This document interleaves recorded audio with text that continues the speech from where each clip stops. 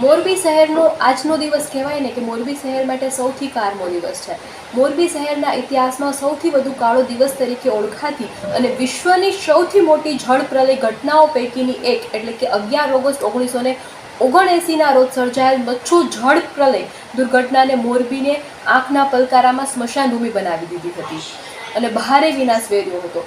હજારો લોકોએ મચ્છુના પૂરે મોતને આઘોષમાં સમાવી લીધા હતા અને સેંકડો પશુઓ પૂરમાં તણાયા હતા. સેંકડો મકાનો તથા ઇમારતો ધરાશયી થઈ હતી. 4 એકર લટકતી માનવો તથા પશુઓની લાશ સ્વજનોની યાદમાં ચોધાર આંસુએ રડતા લોકો તથા મૃત્યુ પામેલી માતા પાછળ રુદન કરતા બાળકોની ચીચિયારીઓથી મોરબી ખોફનાક સન્નાટાનું શહેર બની ગયું હતું. બિહામણી સ્મૃતિઓ છોડી જનાર જળપ્રલયની ઘટનાને આજે 46 વર્ષ પૂર્ણ થયા છે. આજે પણ મચ્છુ પૂરગ્રસ્તોની આંખોમાંથી આંસુના પૂર વહે છે.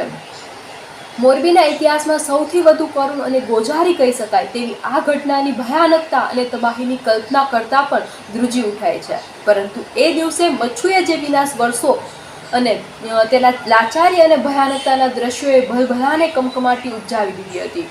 સેંકડો માનવો મૃતદેહો, વીજળીના તાર ઉપર લટકતી માનવ લાશો, હજારો જાનવરોના કોહવાઈ ગયેલા મૃતદેહો, ધ્વસ્ત થયેલા હજારો મકાનો, સ્વજનો અને પોતાના સર્વસ્વ ગુમાવી ચૂકેલા હજારો મોરબીવાસીઓની આંખોમાં ડોકાતો ભય, નજર સામેથી ન હટતા પ્રલયના બિહામણા દ્રશ્યો, ડૂબી ગયેલા અને દબાઈને દટાઈ ગયેલા પરિવારજનોને બચાવવા માટેની આખરી ક્ષણની ચીચિયારીઓ કરતા દર્દનાક અવાજોથી મોરબી એક ખોફનાક સન્નાટાનું શહેર બની ગયું હતું. મચ્છુ જળ હોનારતમાં હજારો લોકો અને પશુઓના મોત થયા હતા તેમજ સેંકડો ઝૂંપડા, મકાનો અને મોટી ઇમારતો પણ નાશ પામી હતી અને અસંખ્ય લોકોએ તેનો આખો પરિવાર છે તે ગુમાવી દીધો હતો. પરંતુ આજે 46 વર્ષ પૂર્ણ થયા છે. ફિનિક્સ પંખીની જેમ મોરબીની પણ રાખમાંથી બેઠું થયું છે. મોરબી શહેરે 2 કુદરતી આફતોને સહન કરી છે. પહેલી કુદરતી આફત એટલે કે મચ્છુ જળ હોનારત બાદ વિશ્વભરમાં સહાયનો ધોધ વરસ્યા બાદ મોરબી ફિનિક્સ પંખીની જેમ રાખમાંથી બેઠું થયું હતું અને વિકાસની ક્ષતિજો સર કરી હતી.